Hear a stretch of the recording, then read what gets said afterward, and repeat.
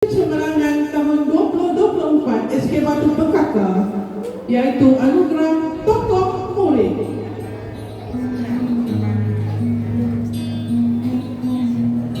Dilahirkan pada tanggal 14 November 2012 di Hospital Sultan Abdul Halim, Sungai Petani, Kedah.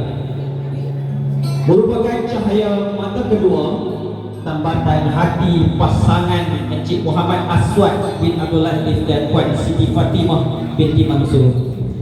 Pada masa lapang, dia gemar bermain bola sepak. Sejak dari kecil lagi, murid ini telah menunjukkan prestasi yang cemerlang dalam bidang pelajaran serta menunjukkan kecemerlangan dalam apa jua bidang yang diceburi. Tutur kata yang sopan serta berbudi bahasa menjadikannya sangat disenangi oleh guru-guru dan rakan-rakannya. Bercita-cita ingin menjadi seorang pegawai tentera, tokoh ini sentiasa menunjukkan prestasi yang cemerlang dalam bidang akademik. Dalam ujian akhir sesi akademik 2024, tokoh ini telah mendapat keputusan yang cemerlang dalam mata pelajaran matematik, pendidikan Islam, bahasa Arab, pendidikan muzik serta pendidikan jasmani dan kesihatan. Dalam Festival Nasyid Al-Fat 2024, tokoh ini telah mengharumkan nama SK Batu Pekaka apabila kumpulan nasyid yang diketuainya, iaitu kumpulan Imtiaz, telah berjaya merangkul gelaran Johan peringkat daerah Bali, naik Johan peringkat negeri Kedah serta anugerah solo terbaik peringkat negeri Kedah. Tokoh ini juga telah mengambil bahagian dalam pertandingan dendangan syair Karnival Bahasa Melayu peringkat zon Kuala Keting dan peringkat daerah Bali. Sekali lagi, murid ini telah mengharumkan nama SK Batu Pekaka apabila berjaya menjadi Johan peringkat zon Kuala Keting dan tempat keempat peringkat daerah Bali.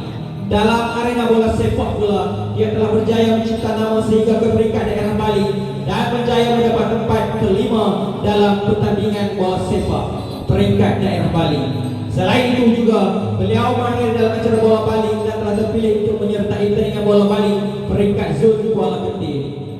Sifat kepimpinan yang terselah pada dirinya telah diberi kepercayaan untuk menggalas beberapa jawatan penting di sekolah, yaitu Ketua Murid SK Batu Pekaka sesi 2024-2025, pengurusi tunas Kadet Remaja Sekolah TKRS dan juga penolong bendahari bagi sukan bola Bali.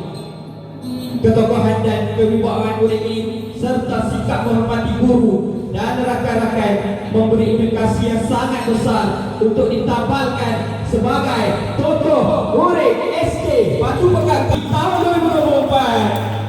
Murid yang dimaksudkan ialah Adik Fahim Humaydi bin Muhammad Aswad.